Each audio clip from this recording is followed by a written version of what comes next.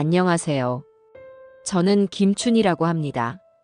정말 큰일 날 뻔했던 제 이야기 좀 들어주세요. 자동차 핸들을 쥔 손에 나도 모르게 힘이 들어갔습니다. 아들 내외가 사는 집으로 향하는 길은 언제나처럼 낯설고도 익숙한 감정을 동시에 불러일으키곤 해요. 제 손으로 직접 계약하고 인테리어 하나하나 며느리의 취향에 맞춰 골라준 집. 평생 땀 흘려 일군 내 자부심의 증거이자 이제는 아들 종호의 성공을 보여주는 징표가 된 곳이었죠. 하지만 그 화려한 대문 앞에 설 때마다 마음 한구석이 서늘해지는 건 어쩔 수 없었습니다. 그건 아마도 집에 온기보다 차가운 대리석의 감촉이 먼저 떠오르는 며느리, 김정화 때문일 겁니다. 오늘도 정화는 제게 중요한 사업 투자자들을 대접해야 한다며 솜씨 좋은 어머니의 도움이 절실하다고 살랑살랑 꼬리를 치며 전화를 걸어왔어요. 내 아들 사업이 잘 된다는데 이 어미가 몸이 부서져라 돕는 건 당연한 일이었죠. 백화점 지하식품관에 들러 가장 신선하고 비싼 재료들만 골라 차 트렁크에 가득 실었습니다. 내 자식, 그리고 그 귀한 손님들 입에 들어갈 음식인데 허투루 할 수는 없으니까요. 높은 담장 위로 웅장한 지붕이 모습을 드러냈습니다. 도어록 비밀번호를 누르자 묵직한 철문이 소리 없이 열렸어요. 짧게 정돈된 잔디 정원을 가로질러 현관 앞에 서자 기다렸다는 듯 문이 열리고 정화가 환한 미소를 지으며 저를 맞이했습니다. 어머니, 오셨어요? 길이 많이 막혔나 봐요. 한참 기다렸잖아요. 그럴 리가. 약속 시간보다 30분이나 일찍 왔는데. 제 말에 정화의 입꼬리가 미세하게 떨리는 것을 보았습니다. 하지만 이내 표정을 감추고는 제 뒤에 트렁크를 힐끗 보며 말하더군요. 어머, 이번엔 재료 좀 신경 쓰셨나 보네. 저번처럼 시장에서 대충 사오신 건 아니죠? 백화점에서 제일 좋은 걸로만 골라왔다. 잘하셨어요. 손님들 입맛이 보통 까다로운 게 아니거든요. 어머니, 제발 부탁인데 오늘은 촌스럽게만 하지 마세요. 아셨죠? 마치 어린애 타이르듯 말하는 며느리의 말투에 속에서 천불이 끓어올랐지만 저는 애써 미소를 지었습니다. 네, 괜찮아요. 내 아들 사업만 잘 된다면 이 정도 수모쯤이야 얼마든지 견딜 수 있다고 생각했어요. 그게 엄마니까요. 저는 평생을 그렇게 살아왔습니다. 양손 가득 짐을 들고 주방으로 들어서자 잘 닦인 대리석 조리대가 저를 반겼습니다. 잠시 숨을 돌릴 틈도 없이 앞치마를 둘러맸어요. 재료들을 꺼내 손질을 시작하는데 등 뒤에서 정화의 목소리가 다시 들려왔습니다. 어머니, 근데 이 나물은 향이 왜 이래요? 유기농 맞아요? 그리고 이 고기는 등급이 뭐예요? 제가 말씀드렸잖아요. 무조건 최고급으로 하시라고. 아가, 이게 지금 나온 것 중에 제일 좋은 거란다. 내 눈으로 직접 보고 골랐으니 걱정 말고. 어머니 눈이랑 제 눈이 같겠어요? 에휴, 할 수 없지. 일단 이걸로 어떻게든 해보세요. 대신 맛없으면 전 책임 못 져요. 정화는 그렇게 말하고는 거실 소파에 앉아 휴대폰을 들여다보기 시작했습니다. 깔깔거리는 웃음소리가 주방까지 들려왔어요. 저는 그 소리를 애써 외면하며 칼질에만 집중했습니다. 물을 썰고 파를 다지고 고기에 양념을 재웠습니다. 수십 년간 공장을 운영하며 수백 명의 직원을 먹여 살렸던 제 손맛입니다. 아무리 까다로운 입맛이라도 만족시킬 자신이 있었죠. 한참 요리에 몰두하고 있는데 아들 종호가 쭈뼛거리며 주방으로 들어왔어요. 엄마 왔어? 그래, 우리 아들. 회사는 어땠어? 일은 할만하고? 응. 뭐 그럭저럭. 근데 엄마, 정화가 좀 예민해서 그래. 엄마가 이해 좀 해줘. 응. 종호는 제 눈치를 살피며 아내의 편을 들었습니다. 다 큰 아들이 제 아내에게 쩔쩔매는 모습이 안쓰러우면서도 한편으로는 섭섭한 마음이 드는 건 어쩔 수 없었네요. 저는 괜찮다는 듯 아들의 등을 두드려 주었습니다. 알아. 다 니들 잘 되라고 그러는 거지. 어서 가서 쉬어. 저녁 되면 맛있는 거 해줄게. 종호는 그제야 안심한 듯 거실로 나갔고 저는 다시 혼자가 되었습니다. 몇 시간에 걸친 사투 끝에 갈비찜, 잡채, 삼색나물, 전과 신선로까지 임금님 수라상 부럽지 않은 저녁상이 완성되었습니다. 마지막으로 잣가루를 뿌리며 만족스러운 미소를 짓는데 어느새 다가온 정화가 팔짱을 낀 채 턱짓으로 음식을 가리켰습니다. 뭐 보기에는 그럴싸하네요. 맛은 이따 손님들 반응 보고 판단하고요. 그러더니 정화는 아주 중요한 이야기라는 듯 표정을 바꾸고 제게 다가왔습니다. 어머니, 오늘 오시는 분들이 저희 사업의 명운이 걸린 분들이에요. 아주 어렵고 또 중요한 얘기를 해야 하거든요. 그러니까 저희가 사업 얘기할 동안 어머니는 2층 방에 조용히 계셔 주셔야 해요. 아시겠죠? 괜히 어른 있다고 불편해하시면 안 되잖아요. 분위기 깨면 큰일 나요. 순간 제 심장이 쿵 하고 내려앉는 것 같았습니다. 아들 내외의 중요한 손님이라면 저도 인사는 나눠야 하는 게 도리인데 마치 불청객처럼 방에 숨어 있으라는 말이 너무나 야속하게 들렸어요. 내가 방에 있어야 한다고? 네. 꼭이요. 식사는 저희가 끝나고 따로 챙겨드릴 테니 절대 나오시면 안 돼요. 종호 씨 사업 망치고 싶으신 거 아니면요. 며느리의 말은 부드러웠지만 그 안에는 서슬퍼런 협박이 담겨 있었습니다. 아들의 사업을 망치고 싶냐는 말에 저는 더 이상 아무런 대꾸도 할 수 없었어요. 그저 고개를 끄덕일 뿐이었죠. 저는 정화가 지정해준 2층의 작은 방으로 올라갔습니다. 창문 밖으로 해가 넘어가고 세상은 서서히 어둠에 잠기고 있었어요.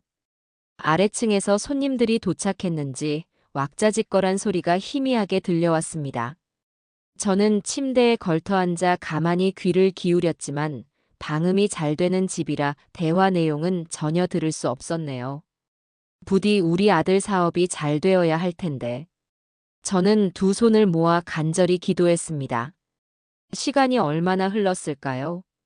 아래층의 소음이 잦아들고 집 전체가 깊은 정적에 휩싸였습니다. 손님들이 돌아갔나 보네요. 이제 내려가도 되나 싶어 막자리에서 일어나려던 참이었습니다. 그때 제 휴대폰이 요란한 소리를 내며 울리기 시작했습니다. 화면에는 내 사랑 남편이라는 글자가 떠 있었어요. 여보, 무슨 일이에요? 아직 안 자고. 저는 평소처럼 다정한 목소리로 전화를 받았습니다. 하지만 수화기 너머에서 들려온 남편의 목소리는 제 평생 들어본 적 없는 공포와 분노가 뒤섞인 절규 그 자체였습니다. 여보, 당장 그 집에서 나와. 네. 여보, 갑자기 왜 그래요? 묻지 말고. 그냥 나와. 아무것도 만지지 말고. 슬리퍼도 신지 말고 그냥 뛰어. 빨리. 남편의 목소리는 단순한 다급함을 넘어 마치 끔찍한 위험을 피하라는 듯한 처절한 외침이었습니다. 설명할 시간조차 없다는 듯 그저 나오라는 말만 반복했어요. 제 심장이 미친 듯이 뛰기 시작했습니다. 왜? 무슨 일인데? 아래층에 있는 아들과 며느리는 수만 가지 생각이 머릿속을 스쳐 지나갔지만 남편의 목소리에 담긴 생생한 공포가 제 모든 이성을 마비시켰습니다. 여보, 듣고 있어? 그놈들 투자자 따위는 없어. 그 집에서 1분이라도 더 있으면 당신 큰일 나. 그냥 뛰어. 큰일 난다는 말. 그 한마디에 제 몸이 번개처럼 반응했습니다. 저는 휴대폰을 쥔 채 방문을 박차고 뛰쳐나갔어요.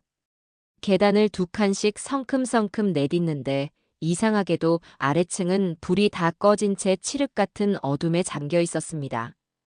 아들과 며느리를 부를 생각도 내 신발을 찾을 생각도 할 틈이 없었어요. 오직 남편의 절규만이 귓가에 맴돌았습니다. 뛰어. 그냥 뛰어. 저는 어둠 속에서 더듬거리며 현관문을 찾아 손잡이를 돌렸습니다. 그리고 차가운 밤 공기가 제 얼굴을 때리는 순간 뒤도 돌아보지 않고 뛰었습니다. 맨발이 차가운 보도블록에 쓸려 살같이 벗겨지는 아픔도 느껴지지 않았습니다. 제 머릿속에는 오직 하나의 생각뿐이었어요. 이 집에서 멀어져야 한다.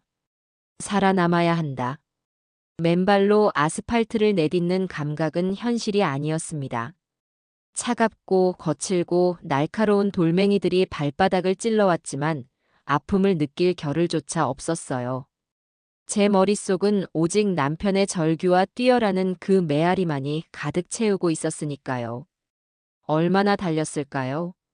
숨이 턱까지 차오르고 폐가 찢어질 듯한 고통을 느낄 때쯤 저 멀리서 익숙한 자동차 헤드라이트 불빛이 저를 향해 달려오는 것이 보였습니다. 남편의 차였어요. 차가 제 앞에 끽 하는 소리를 내며 멈춰서고 남편이 운전석에서 뛰쳐나왔습니다. 제 평생 그렇게 사색이 된 남편의 얼굴은 처음 보았습니다. 그는 아무 말 없이 달려와 저를 부서져라 껴안았어요. 단단하고 익숙한 남편의 품에 안기자 그제야 제 온몸을 지배하던 공포가 눈물이 되어 터져나왔습니다. 다리가 풀려 주저앉으려는 저를 남편이 단단히 부축해 조수석에 태웠습니다. 그는 차에 항상 비치해 두던 담요를 꺼내 제 어깨를 감싸주고 보온병에 담아온 따뜻한 보리차를 제 손에 쥐어주었습니다. 덜덜 떨리는 손으로 겨우 보리차를 한 모금 마시자 비로소 제 목소리가 터져나왔습니다. 여보, 대체 무슨 일이에요? 종호랑 정화는요? 그 집에 무슨 일이 있는 거예요? 남편은 제 질문에 바로 대답하지 않았습니다. 대신 차를 돌려 집으로 향하며 떨리는 제 손을 자신의 크고 따뜻한 손으로 꾹 잡아주었죠.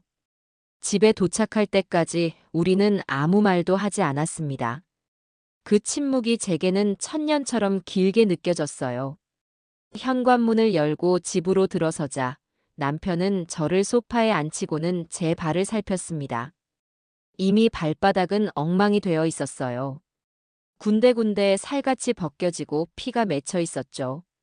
남편은 묵묵히 구급상자를 가져와 제 발을 소독하고 약을 발라주었습니다. 그의 모든 행동에는 깊은 분노와 슬픔, 그리고 저에 대한 안타까움이 묻어 있었습니다. 치료가 끝나고 나서야 남편은 제 맞은편에 앉아 무겁게 입을 열었습니다. 지금부터 내가 하는 얘기 믿기 힘들겠지만 전부 사실이요. 정신 똑바로 차리고 들어야 해. 저는 마른 침을 삼키며 고개를 끄덕였습니다.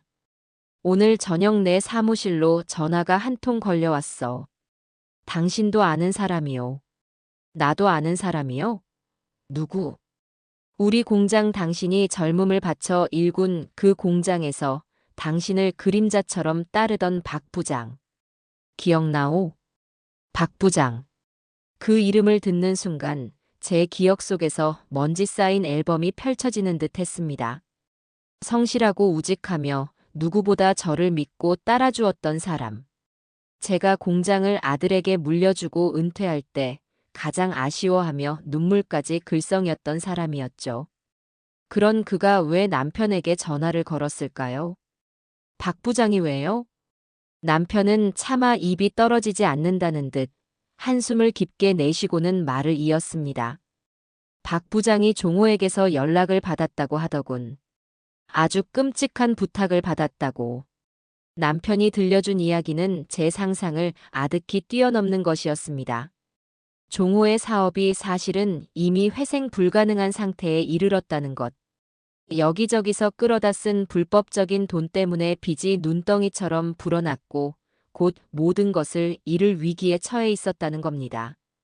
그리고 그 막다른 길에서 며느리 정화가 악마 같은 계획을 세웠다는군요. 바로 우리가 사준 그 집에 불을 질러 거액의 화재 보험금을 타내자는 계획이었습니다. 그래서 나를 그 집에 부른 거였군요. 혹시라도 내가 불길에 휘말릴까봐. 저는 종호가 최소한의 양심은 있을 거라 믿고 싶었습니다. 하지만 이어지는 남편의 말은 제 마지막 희망마저 산산조각 내버렸습니다. 아니요. 당신을 부른 건 그 계획에 당신 목숨값도 포함되어 있었기 때문이요. 네. 내 목숨값이요? 사고사로 위장해서 당신이 그 집에서 잘못되게 되면 보험금이 몇 배로 뛴다고 했답니다. 그 돈까지 노린 거요, 그 인간들이. 남편의 입에서 나온 말들은 마치 다른 세상 이야기처럼 들렸습니다. 내 아들이 내 배 아파 낳은 자식이 고작 돈 몇 푼 때문에 이 어미를 그 불길 속에 내버리려 했다는 사실을 어떻게 받아들여야 할까요?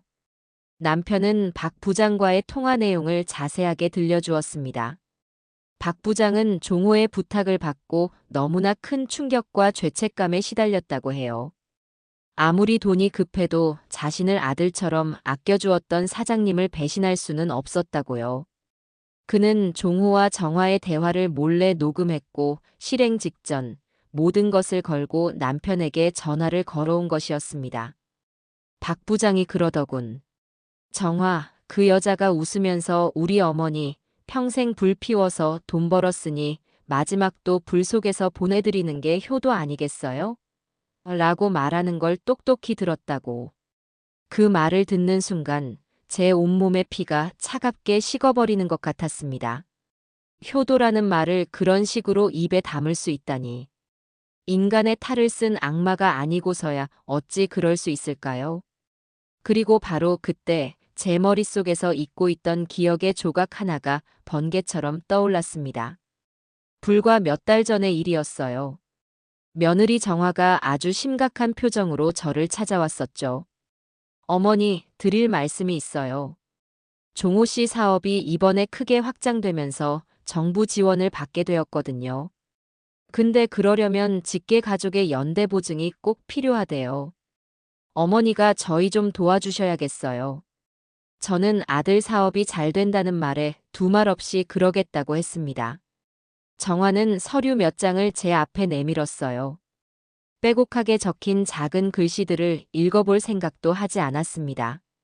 그저 내 아들을 위한 일이라는 생각에 정화가 가리키는 곳에 기쁘게 도장을 찍어주었죠. 어머니, 정말 감사해요. 저희 그냥 믿고 도장 한 번만 찍어주세요. 이 은혜 평생 잊지 않을게요. 그렇게 살갑게 웃던 며느리의 얼굴. 그 얼굴 뒤에 이토록 시커먼 속내가 숨어 있었을 줄이야. 저는 그제야 깨달았습니다. 제가 찍어준 그 서류가 연대보증 서류가 아닌 제 이름으로 가입된 거액의 생명보험 계약서였다는 것을요. 그리고 그 보험의 유일한 수령인은 바로 아들 윤종호와 며느리 김정화로 되어 있었을 겁니다. 모든 퍼즐 조각이 맞춰지는 순간 저는 슬픔을 넘어선 거대한 분노에 휩싸였습니다. 오늘 저녁 정화가 제게 했던 말들이 다시 귓가에 생생하게 울려 퍼졌어요.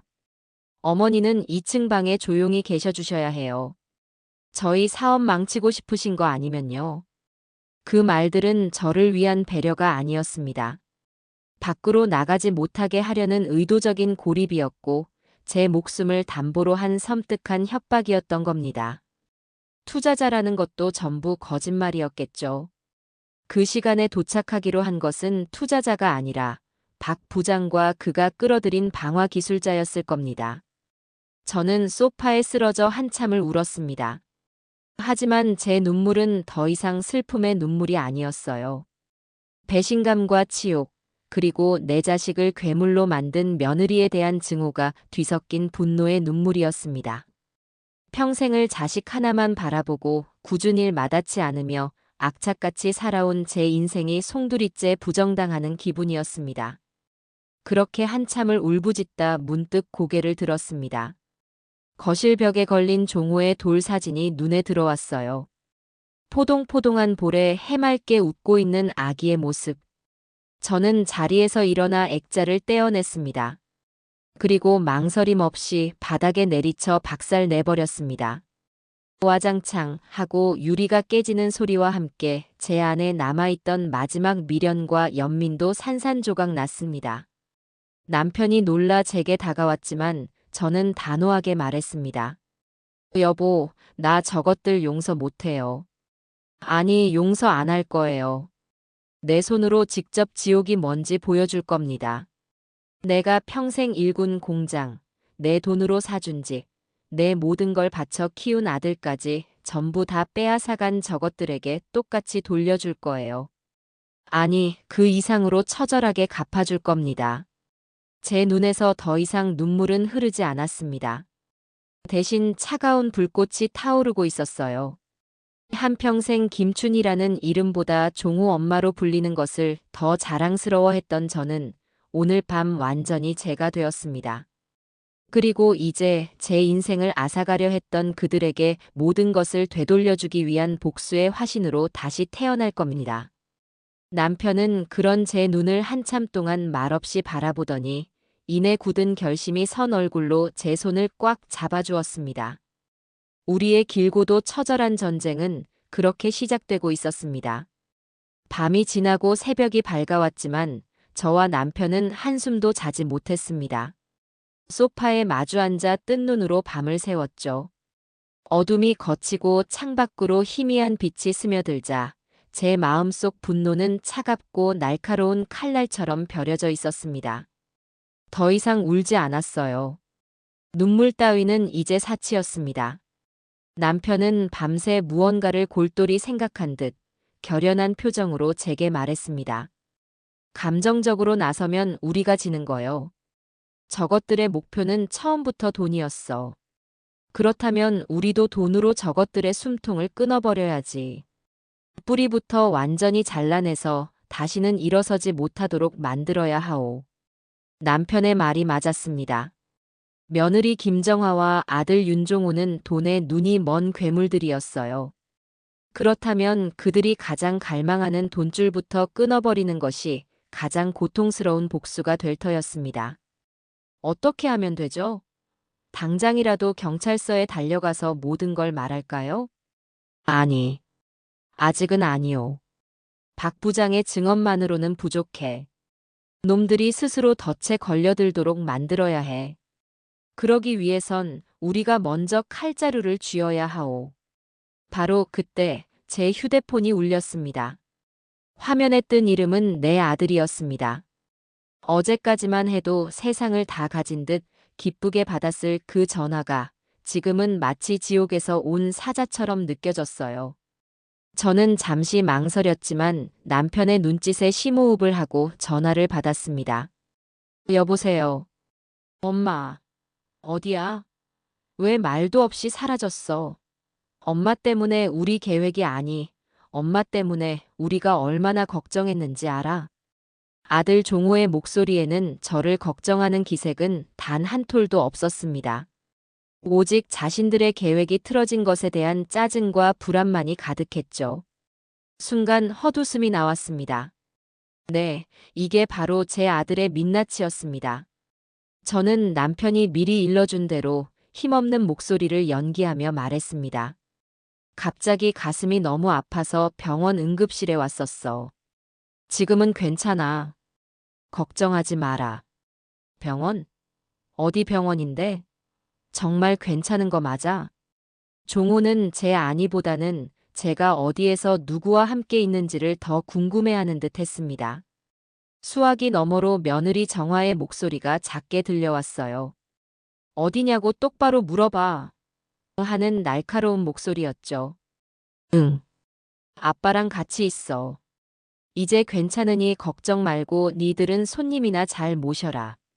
아빠와 함께 있다는 제 말에 종호는 잠시 침묵했습니다.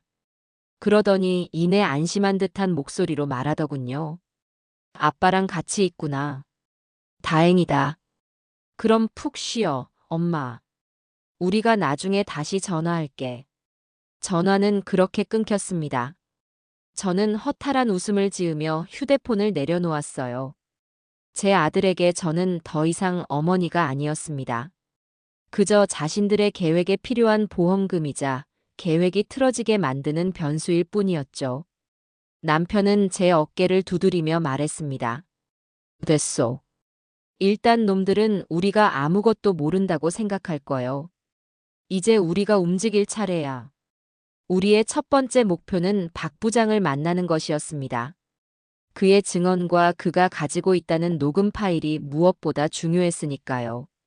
남편은 대포폰을 이용해 박 부장에게 연락했고 인적이 드문 외곽의 한적한 카페에서 만나기로 약속을 잡았습니다.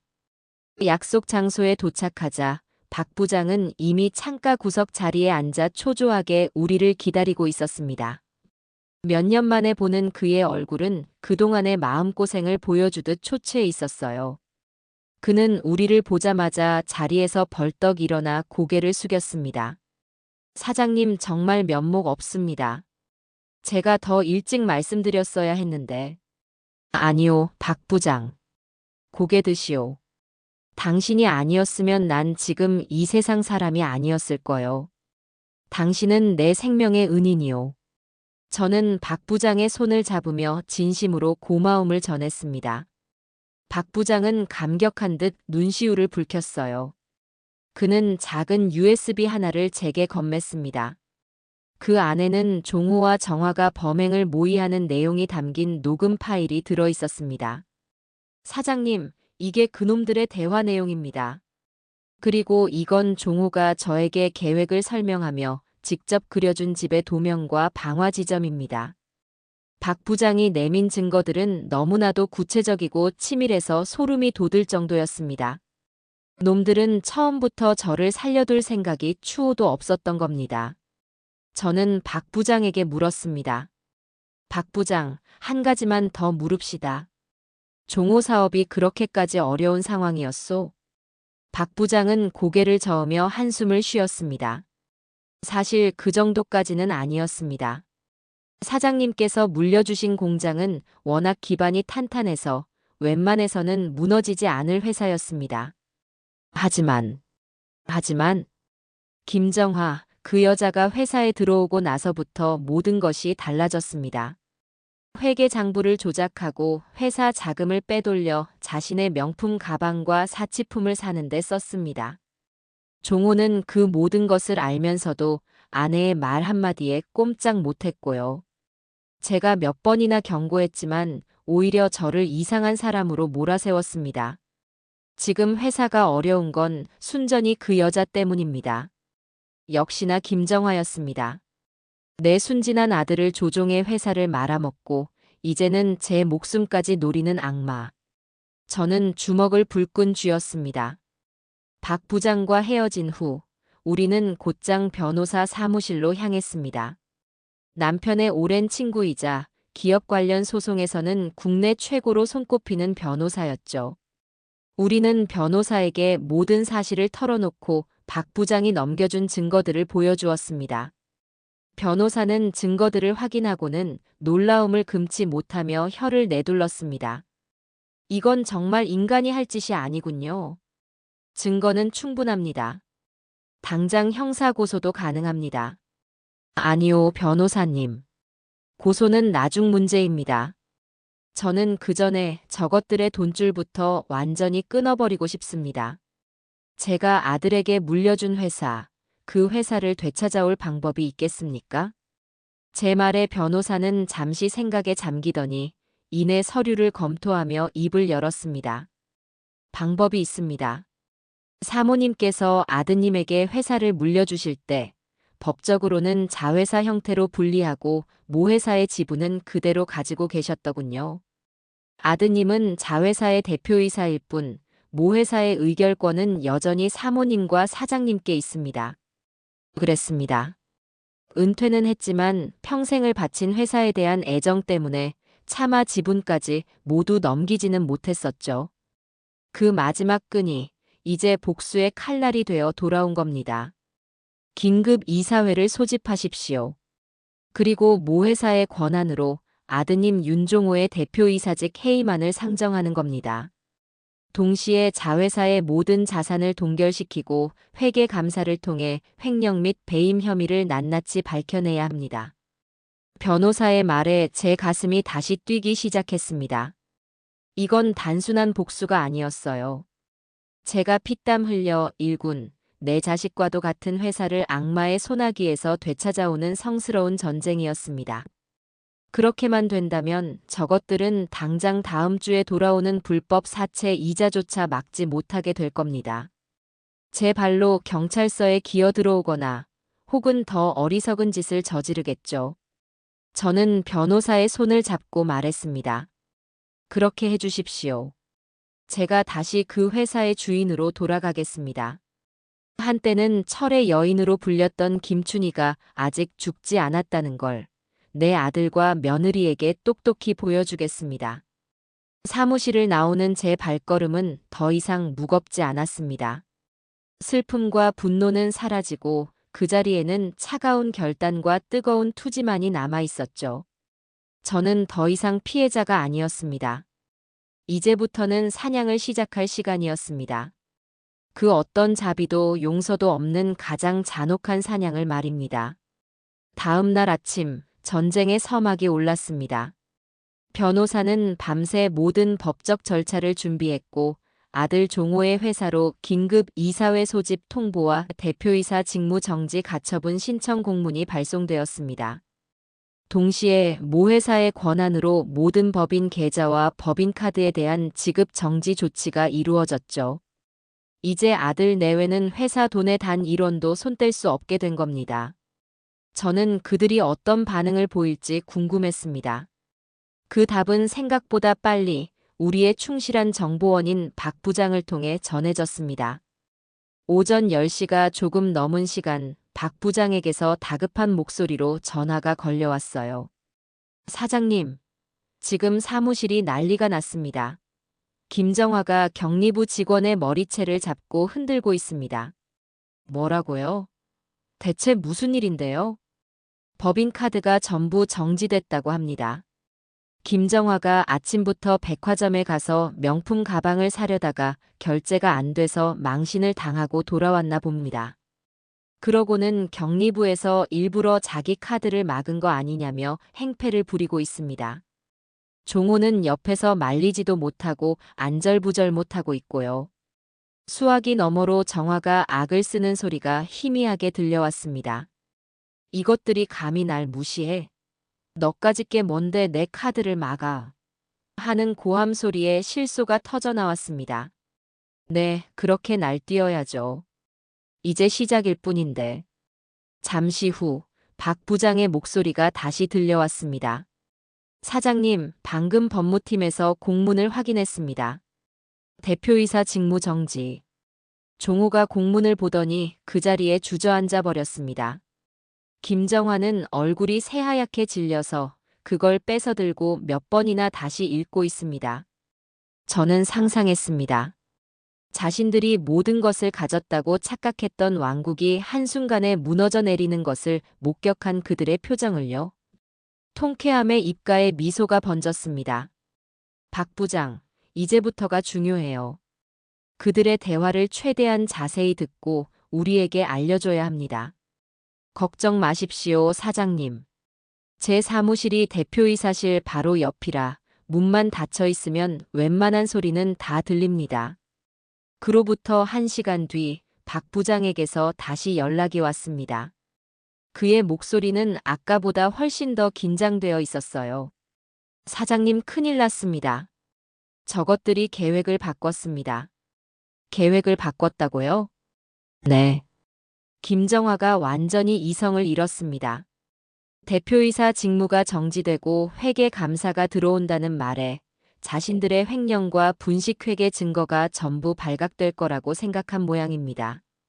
그래서 박 부장은 잠시 말을 잇지 못하다가 떨리는 목소리로 말했습니다. 오늘 밤 당장 불을 지르겠다고 합니다. 오늘 밤이요? 네. 어차피 이렇게 된 거 싹 다 태워버리고 증거를 없애야 한다고 소리쳤습니다. 회계장부랑 컴퓨터 하드디스크까지 전부 다요. 그리고 보험금으로 해외로 도망가서 새 출발을 하자고 종호를 설득하고 있습니다. 모든 것이 우리의 예상대로 흘러가고 있었습니다. 돈줄이 막히고 궁지에 몰리자 놈들은 더욱 어리석고 극단적인 선택을 하고 만 겁니다. 이제 덫은 완성되었고 불나방들이 그 안으로 스스로 뛰어들 일만 남았습니다. 저는 남편과 함께 곧바로 경찰서로 향했습니다.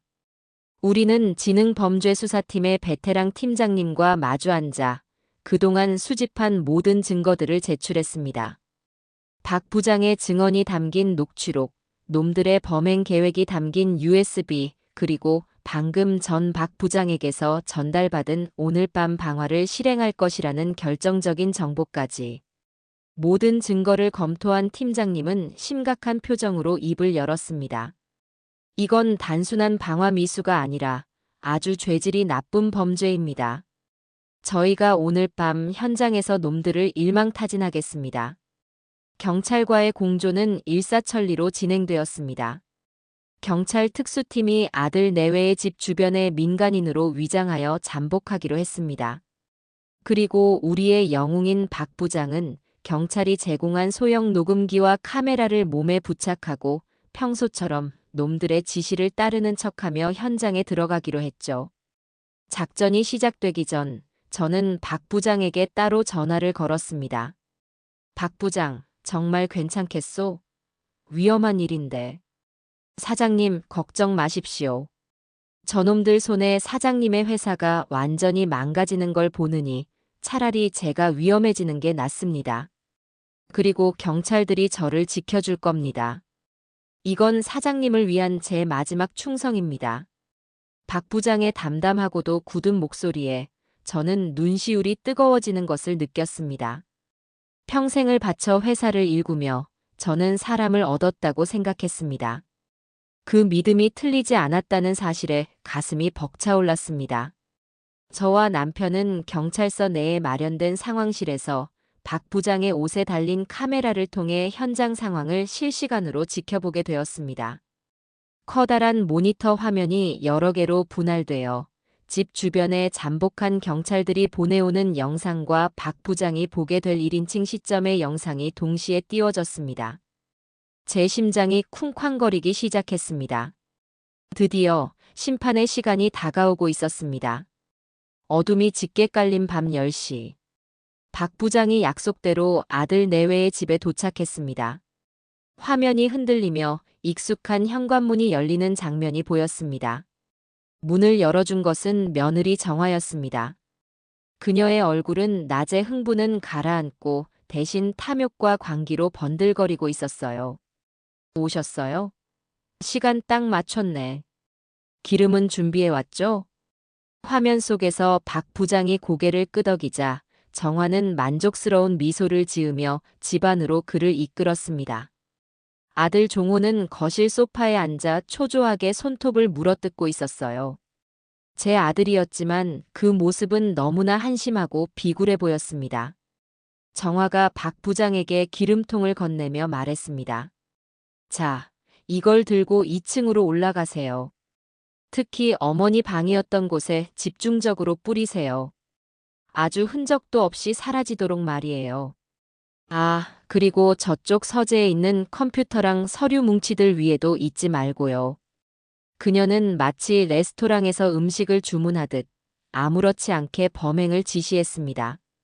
인간에 대한 최소한의 예의나 죄책감 따위는 찾아볼 수 없었죠. 상황실의 모든 수사관들이 숨을 죽인 채 모니터를 지켜보고 있었습니다. 이제 모든 증거는 확보되었습니다. 팀장님의 손이 무전기 위로 올라갔습니다. 진입 명령만 떨어지면 이 모든 끔찍한 연극은 막을 내리게 될 겁니다. 저는 떨리는 손으로 남편의 손을 꽉 잡았습니다. 화면 속에서 박 부장은 기름통을 들고 2층으로 올라가고 있었고 그 뒤로 아들 내외가 탐욕스러운 눈으로 서류와 컴퓨터를 부수기 시작했습니다. 그들이 스스로를 파멸시키는 그 순간을 저는 제 두 눈으로 똑똑히 지켜보고 있었습니다. 이제 곧 덫이 닫힐 시간이었습니다. 상황실의 공기는 얼음장처럼 차갑고 무거웠습니다. 커다란 모니터 속에서 내 아들과 며느리는 자신들이 파놓은 지옥의 한가운데서 마지막 발악을 하고 있었어요. 제 옆에 앉은 남편의 손에서는 식은땀이 느껴졌고 제 심장은 갈비뼈를 부술듯이 격렬하게 뛰고 있었습니다. 모니터 속의 모든 장면, 모든 소리가 제 온 신경을 찔러왔습니다. 박 부장님의 옷에 달린 카메라가 흔들릴 때마다 제 세상도 함께 흔들리는 것 같았죠. 화면 속에서 며느리 김정화는 마치 여왕이라도 된 것처럼 박 부장에게 명령을 내리고 있었습니다. 그녀의 목소리는 소름 끼치도록 차분하고 명료했어요. 기름은 2층에 집중적으로 뿌리세요. 특히 어머니 방이었던 곳 아시죠? 아주 흔적도 없이 사라지도록 꼼꼼하게요.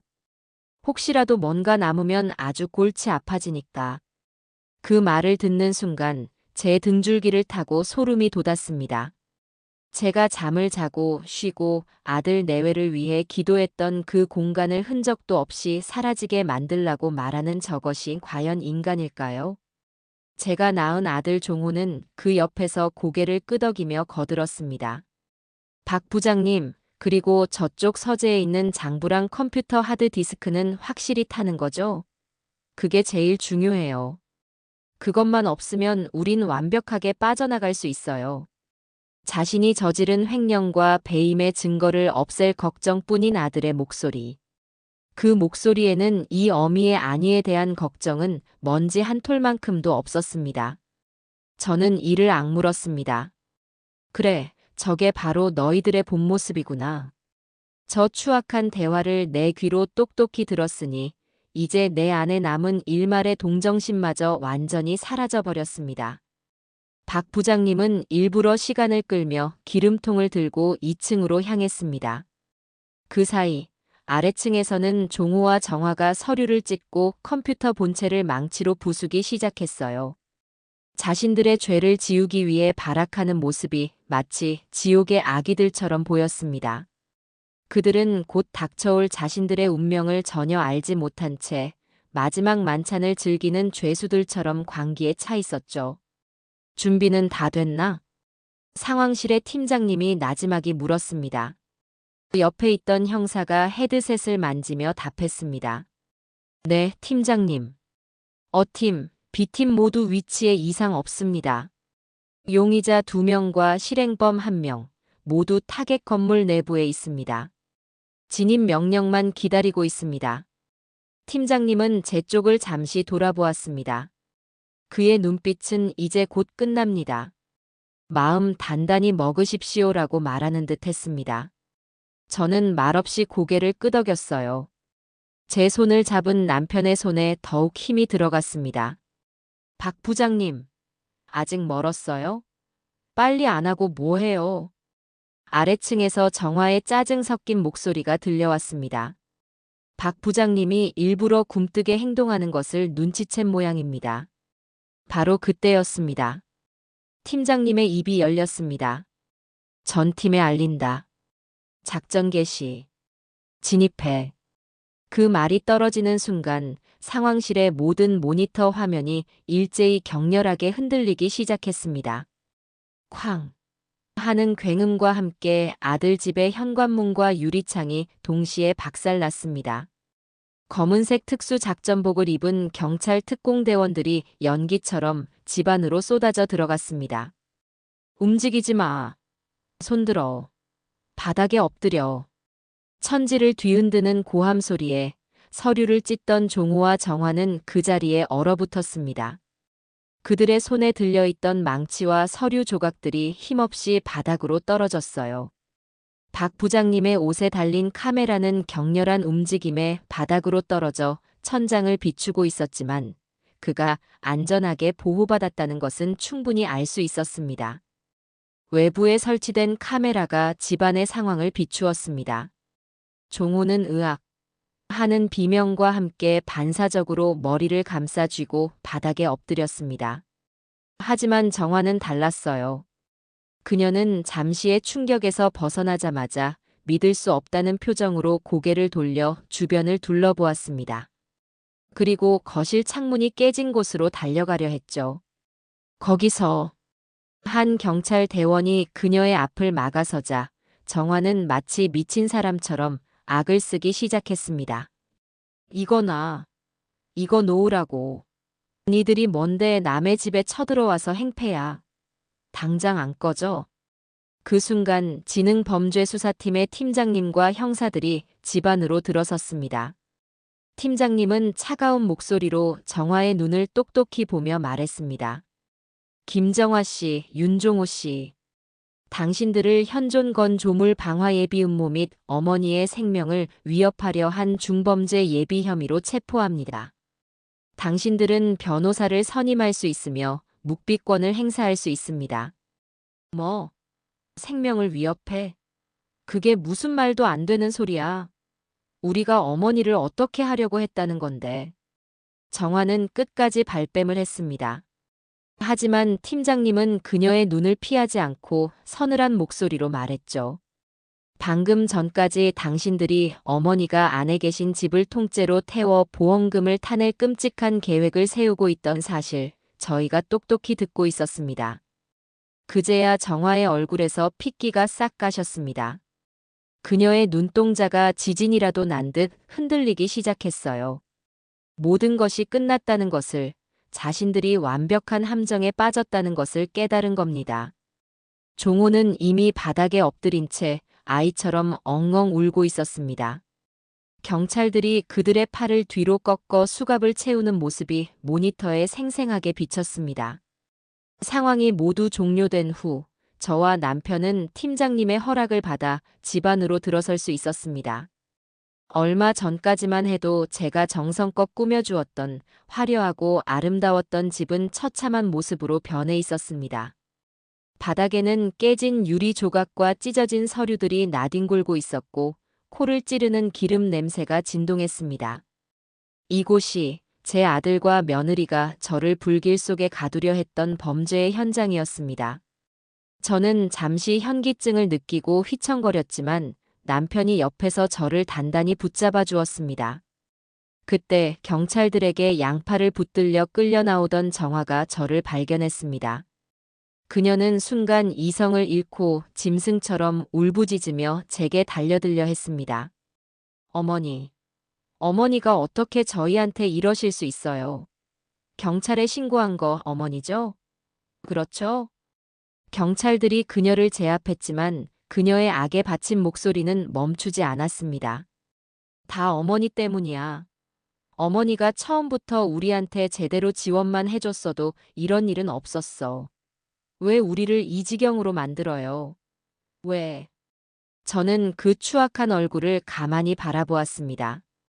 마지막 순간까지 모든 것을 제 탓으로 돌리는 저 뻔뻔함. 저는 더 이상 상처받지 않았습니다.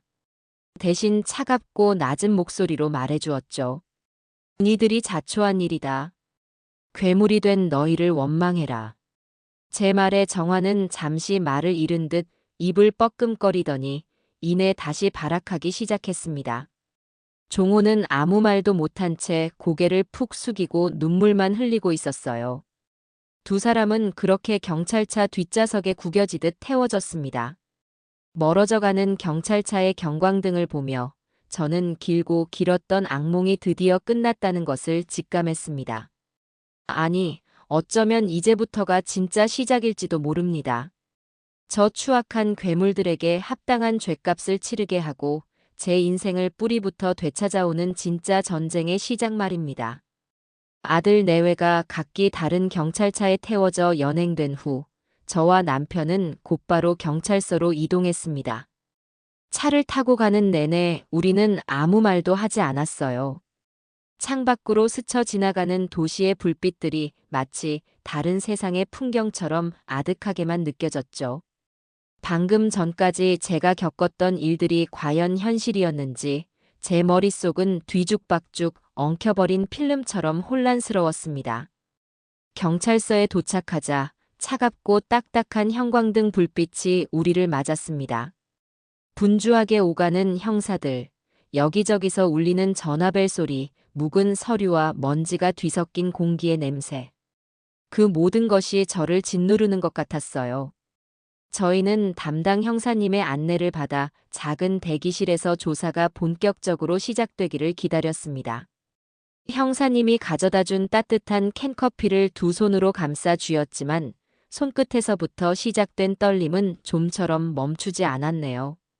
남편은 아무 말 없이 제 옆에 앉아 제 어깨를 단단히 감싸 주었습니다. 저는 남편의 무게에 기대어 겨우 가쁜 숨을 몰아쉬었습니다. 그 온기가 없었다면 저는 아마 그 자리에서 무너져 내렸을지도 모릅니다. 얼마나 시간이 흘렀을까요? 마치 영원처럼 느껴지던 침묵을 깨고 취조실의 문이 열렸습니다. 방금 전 현장을 지휘했던 지친 기색이 역력한 팀장님이 저희에게 다가왔습니다. 그는 저희 앞에 놓인 낡은 의자에 몸을 기대듯 앉으며 아주 깊은 한숨을 내쉬었습니다. 두 사람의 반응이 아주 극과 극입니다. 극과 극이라니요? 남편이 참지 못하고 묻자 팀장님은 헛웃음을 지으며 말했습니다. 아드님, 윤종호 씨는 취조실 의자에 앉자마자 무너져 내렸습니다. 저희가 묻기도 전에 들어온 지 5분도 안 돼서 모든 걸 자백했습니다. 자백을 그렇게 빨리 했단 말입니까? 네. 마치 기다렸다는 듯이요. 울고불고 난리를 치면서 자신은 정말 아무것도 몰랐고 전부 아내인 김정화가 시키는 대로 했을 뿐이라고 주장하고 있습니다. 사업이 망하게 된 것도, 불법적인 돈을 끌어다 쓴 것도, 심지어 이번 계획까지도 모두 아내의 머리에서 나온 것이라고요. 자기는 아내를 너무 사랑해서 그녀가 하자는 대로 하지 않으면 자기를 떠날까봐 무서워서 어쩔 수 없었다고 합니다. 아주 가관입니다. 팀장님의 말을 듣는 순간 제 안에 신락같이 남아있던 마지막 연민마저 한 줌의 재가 되어 사라졌습니다. 비겁하고 나약하고 끝까지 책임을 회피하려는 놈. 마지막 순간까지 제 어미와 아내의 등 뒤에 숨어 자신의 안위만을 생각하는 모습이 역겨웠습니다. 사랑. 그 더러운 입으로 감히 신성한 사랑이라는 단어를 담다니요. 그는 사랑을 한 게 아니라 자신의 욕망과 허영심을 채워줄 대상을 맹목적으로 숭배했을 뿐입니다. 저는 차가운 목소리로 애써 떨림을 감추며 물었습니다. 며느리는 정화는 뭐라고 하던가요? 제 질문에 팀장님의 표정이 더욱 굳어졌습니다. 그는 잠시 말을 고르는 듯 하더니 이내 고개를 저으며 말했습니다. 김정화 씨는 보통 내기가 아닙니다. 아주 영리하고 뻔뻔하고 연기도 수준급입니다. 제가 이 바닥에서 20년 넘게 별의별 사람들을 다 만나봤지만 저런 경우는 손에 꼽을 정도입니다. 팀장님의 말에 따르면 정화는 취조실에 들어가자마자 자신이 피해자라고 주장하며 눈물을 쏟아냈다고 합니다. 남편의 사업비 때문에 이름도 모를 불법 사채업자들에게 매일같이 협박을 당하고 있었고 그들이 시키는 대로 하지 않으면 가족들을 전부 해치겠다는 말을 들었다는 것이었죠. 시어머니인 저를 해칠 생각은 추호도 없었으며 단지 사채업자들이 시키는 대로 겁을 줘서 돈을 좀 받아내려 했을 뿐이라고 눈물로 호소했다고 합니다. 자신도 남편 때문에 어쩔 수 없이 끌려 들어간 세상에서 가장 불쌍한 피해자 코스프레를 하고 있습니다. 증거를 보여주기 전까지는 계속 저런 식으로 아주 교묘하게 진실을 피해갈 겁니다. 저는 자리에서 벌떡 일어났습니다. 더 이상 듣고 있을 수가 없었어요. 팀장님, 제가 직접 그 아이의 얼굴을 봐야겠습니다. 저 가증스러운 연극을 제 두 눈으로 똑똑히 확인해야겠습니다. 저 악마의 거짓 눈물에 제 인생이 어떻게 망가졌는지 직접 보여주고 싶습니다. 팀장님은 제 눈에 서린 분노를 읽었는지 잠시 고민하더니 이내 고개를 끄덕였습니다. 그는 저희를 취조실 옆에 있는 한쪽 벽이 특수 유리로 된 작은 관찰실로 안내했습니다. 어두운 관찰실에서 바라본 취조실은 마치 잔인한 연극이 펼쳐지는 무대 같았어요. 그리고 그 무대의 주인공은 바로 며느리 김정화였습니다. 특수 유리 너머로 정화가 베테랑 형사 앞에서 눈물을 뚝뚝 흘리며 열연하는 모습이 보였습니다. 정말이에요, 형사님. 저희 어머니 제가 얼마나 사랑하고 따르는데요. 하늘에 맹세코 저는 어머니를 해칠 생각 같은 건 해본 적도 없어요. 다 그놈의 빚 때문에 남편이 저를 가만두지 않았어요. 매일같이 술을 마시고 저를 괴롭히고 이 돈을 마련하지 못하면 다 같이 큰일 난다고.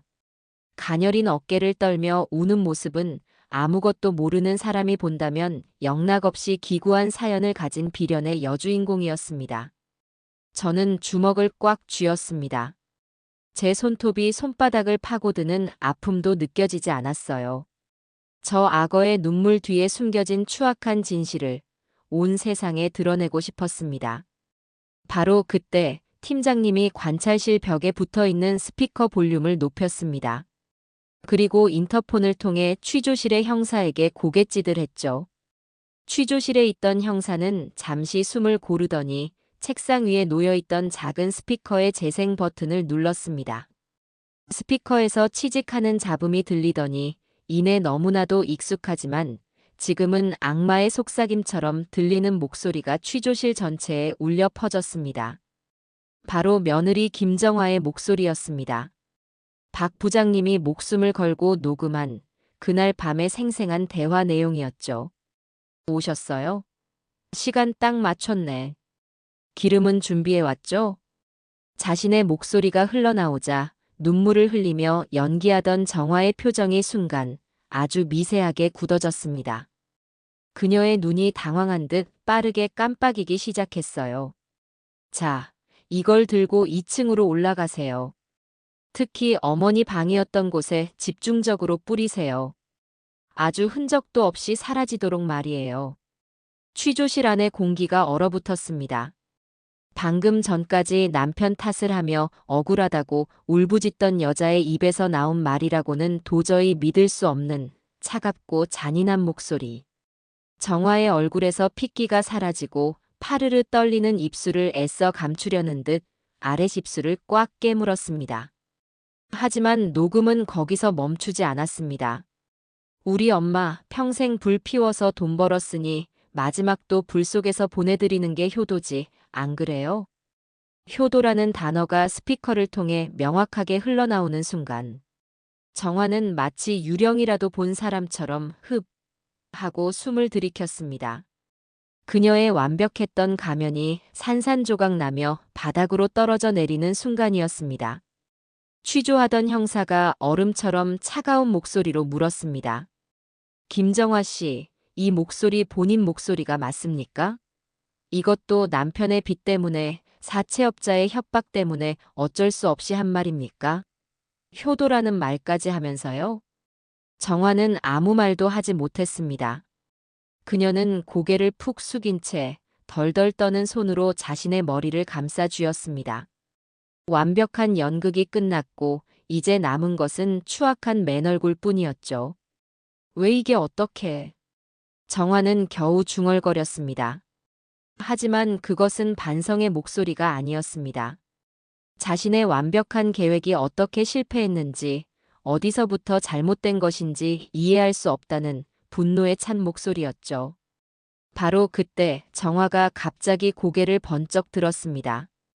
그녀의 눈은 더 이상 눈물을 흘리고 있지 않았어요. 대신 이 세상의 모든 증오와 악의를 담은 듯한 시뻘건 불꽃이 타오르고 있었습니다. 그녀는 스피커를 잡아먹을 듯이 노려보더니 이내 미친 사람처럼 웃기 시작했습니다. 하하 그래. 맞아. 내가 그랬어. 내가 다 계획한 거야. 속이 다 시원하네. 그녀는 자리에서 벌떡 일어나 책상을 손으로 내리치며 소리쳤습니다. 그 늙은이가 없어져야 모든 게 해결되는데. 평생 유세 떨면서 나를 무시하던 그 늙은이. 그깟 공장 하나 차렸다고 잘난 척은 혼자 다 하던 위선자. 그냥 곱게 없어져서 보험금이나 남겨주면 어디가 덧나. 그걸 망쳐? 왜? 정화는 완전히 이성을 잃고 자신의 시커먼 속내를 남김없이 토해냈습니다. 그녀의 입에서 나온 말들은 너무나도 추악하고 잔인해서 저는 귀를 막고 싶을 정도였습니다. 옆에 있던 남편은 분노를 참지 못하고 주먹으로 관찰실의 벽을 내리쳤습니다. 내가 왜 실패했는지 알아? 그 멍청한 윤종호 때문이야. 그 인간이 조금만 더 똑똑했어도, 조금만 더 쓸모가 있었어도, 그리고 박 부장 그 배신자 새끼. 내가 가만두지 않을 거야. 너희들 전부 다 끝장내버릴 거야. 내가 나가기만 해봐. 정화의 마지막 절규와 함께 다른 형사들이 취조실로 뛰어들어가 그녀를 제압했습니다. 책상을 뒤엎으려 하고 형사들을 핥히며 발버둥 치는 그녀의 모습은 더 이상 제가 알던 며느리의 모습이 아니었습니다. 그것은 탐욕과 증오에 사로잡힌 추악한 괴물의 마지막 발악일 뿐이었습니다. 저는 유리벽에 기댄 채 힘없이 주저앉았습니다. 모든 것이 끝났습니다. 길고 길었던 연극의 막이 내리고 악마는 자신의 본 모습을 남김없이 드러냈습니다. 하지만 제 마음은 조금도 시원하지 않았습니다. 오히려 텅 비어버린 것 같았죠. 저런 괴물을 며느리라고 부르고 저런 괴물의 남편이 된 아들을 위해 평생을 바쳤다는 사실이 제 인생을 송두리째 무너뜨리는 것만 같았습니다. 이제 이 무너진 폐허 위에서 모든 것을, 정말 모든 것을 처음부터 다시 시작해야 했습니다. 며느리 김정화의 추악한 맨얼굴이 드러나고 아들 윤종호가 모든 것을 자백하면서 급한 불은 껐다고 생각했어요. 하지만 제 마음속에서는 또 다른 불길이 타오르기 시작했습니다. 단순히 저들을 법의 심판대에 세우고 감옥에 보내는 것만으로는 충분하지 않았습니다. 그것은 당연한 결과일 뿐 진정한 끝맺음이 될 수는 없었죠. 놈들이 나를, 그리고 내가 평생을 바쳐 이룩한 모든 것을 어떻게 망가뜨리려 했는지 그 검은 뿌리의 가장 깊은 곳까지 파헤쳐 낱낱이 세상에 드러내야만 했습니다. 그래야만 이 지독한 악연의 고리를 완벽하게 끊어내고 제 인생의 새로운 장을 시작할 수 있을 것 같았거든요. 다음 날 아침, 저는 남편과 변호사를 대동하고 제가 설립했던, 그리고 이제는 아들의 소나기에서 다시 되찾아온 회사로 향했습니다. 수십 년 만의 출근길이었지만 제 마음은 조금도 설레지 않았어요. 오히려 마치 전쟁터로 향하는 장수처럼 비장한 기분마저 들었죠. 회사 로비에 들어서자 저를 알아본 몇몇 늙은 직원들이 달려와 눈물을 글썽이며 제 손을 잡았습니다. 그들의 주름진 얼굴에서 그동안 얼마나 많은 마음고생을 했을지가 고스란히 느껴져 저 역시 가슴이 아팠습니다. 대표이사 김춘이라는 제 이름이 임시로 다시 박힌 명패를 들고 대표이사실 문을 열었을 때 저는 순간 숨을 멈췄습니다. 제가 사용하던 묵직하고 클래식한 가구들은 모두 사라지고 그 자리에는 번쩍이는 금장과 현란한 대리석으로 치장된 정화의 천박한 취향이 그대로 드러나는 가구들이 들어서 있었어요. 제 인생의 역사가 담긴 공간이 속물적인 욕망으로 더럽혀진 것만 같아 참을 수 없는 모욕감이 치밀어 올랐습니다. 저는 그 자리에 서서 함께 들어온 비서에게 지시했습니다. 여기 있는 가구들, 오늘 당장 전부 다 드러내서 폐기물 처리장에 버리세요. 먼지 하나 남기지 말고요. 수십 년 만에 돌아온 제자리였지만 그곳은 예전에 활기차고 건강했던 모습이 아니었어요. 마치 속이 텅 비어버린 거대한 유령선처럼 절망과 패배, 그리고 거짓의 기운만이 음습하게 감돌고 있었죠. 저는 곧바로 국내 최고의 회계법인에서 전문가들로 구성된 특별회계감사팀을 소집했습니다. 그리고 지난 몇 년간의 모든 회계 장부와 거래 내역, 컴퓨터 파일까지 먼지 한 톨이라도 의심스러운 것은 전부 다 샅샅이 훑기 시작했죠. 며칠 뒤 감사팀의 중간 보고를 듣는 자리에서 저는 제 귀를 의심해야만 했습니다. 결과는 제가 예상했던 것보다 훨씬 더 상상조차 할 수 없을 만큼 처참했습니다. 회사는 이미 껍데기만 남아있는 상태였습니다. 재무제표 상으로는 흑자를 기록하고 있었지만 그것은 완벽하게 조작된 거짓 숫자였어요. 며느리 정화는 경영 컨설팅, 해외 시장 조사 같은 그럴듯한 명목으로 실체도 없는 유령 회사를 수십 개나 만들어냈습니다. 그리고는 그곳에 매달 수억 원의 회사 자금을 송금하는 방식으로 돈을 빼돌리고 있었어요. 장부상의 모든 숫자는 단 한 치의 오차도 없이 교묘하게 조작되어 있었고 실제 회사의 자산은 이미 바닥을 드러내고 있었습니다. 이건 단순히 어설픈 횡령이 아닙니다. 처음부터 회사를 빈껍데기로 만들 작정으로 달려든 전문적인 기업 사냥꾼이나 쓰는 수법입니다. 김정화라는 여자는 회사를 성장시킬 생각이 단 1%도 없었던 겁니다. 단기간에 최대한 돈을 빼돌리고 회사가 완전히 무너지기 직전에 보험 관련 범죄라는 마지막 한탕을 통해 모든 증거를 없애고 떠나려 했던 것으로 보입니다. 회계사의 냉정한 보고를 듣는 남편의 얼굴이 분노로 굳어졌습니다. 저 역시 마찬가지였어요. 정화는 단순히 사치를 좋아하는 며느리가 아니었습니다. 그녀는 제 아들을 숙주로 삼아 제가 평생을 바쳐 이룩한 모든 것을 마지막 한 방울까지 빨아먹으려는 흡혈귀였던 겁니다. 감사팀은 자금의 흐름을 역으로 추적하기 시작했습니다. 하지만 정화는 생각보다 훨씬 더 치밀했어요. 돈은 여러 개의 유령 회사를 거치며 세탁되었고 최종적으로는 추적이 불가능한 해외의 조세 피난처로 흘러들어간 뒤 증발해버린 것처럼 보였습니다. 하지만 저는 포기하지 않았습니다. 저는 국제금융범죄를 전문으로 다루는 전직 국세청 조사관까지 수소문의 팀에 합류시켰습니다. 그리고 마침내 며칠 밤낮에 걸친 추적 끝에 그 돈이 흘러들어간 최종 목적지를 찾아냈죠.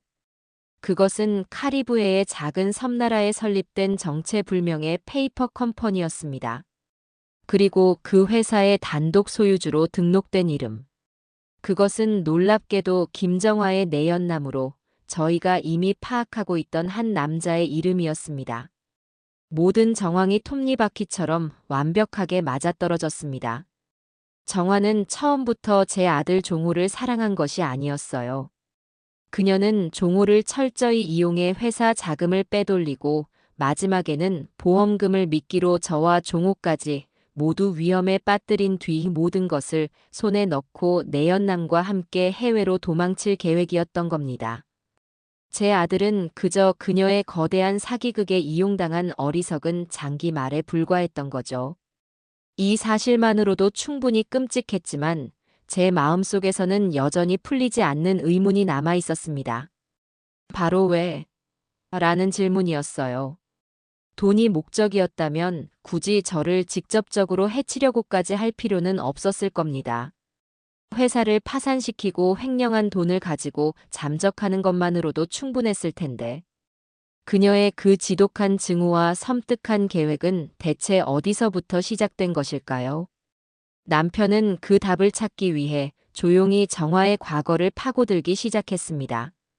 그녀의 대학 동창, 이전 직장 동료들을 수소문해 직접 만나고 다니며 인간 김정화의 실체를 추적했죠.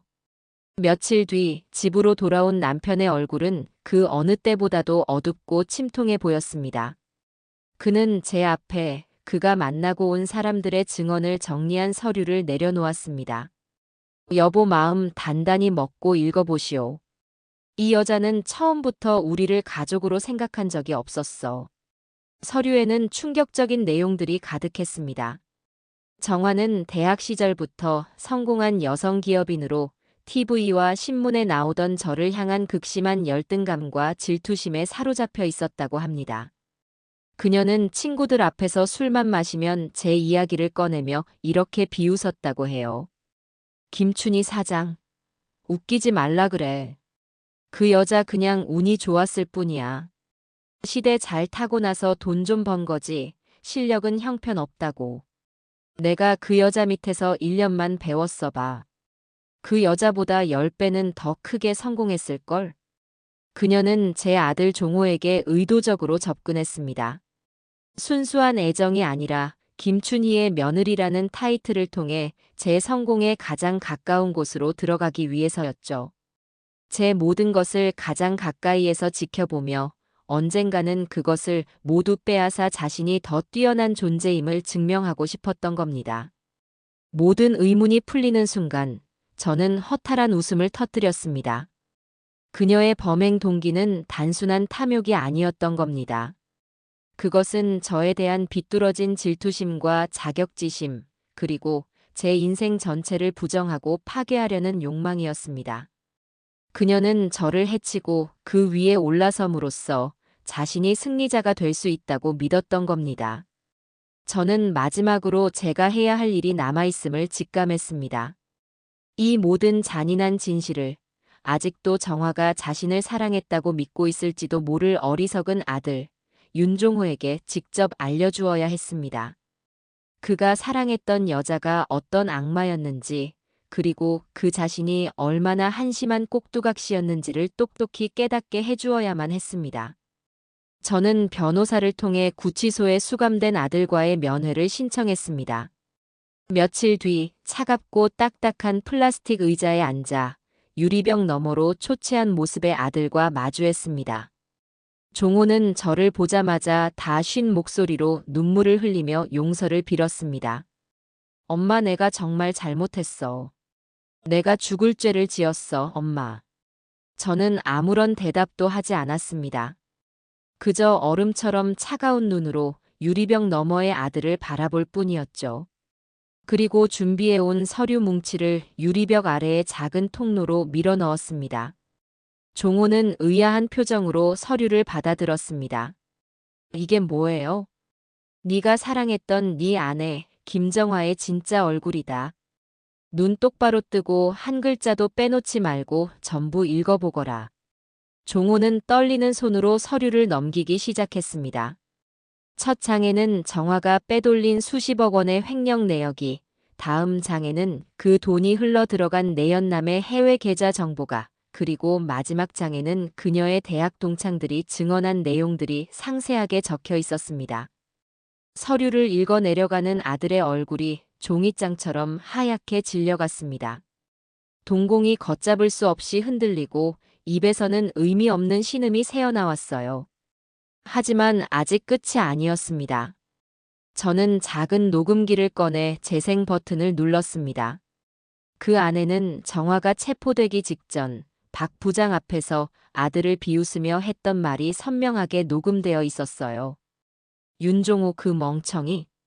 걔는 그냥 내 돈줄이자 방패막이야.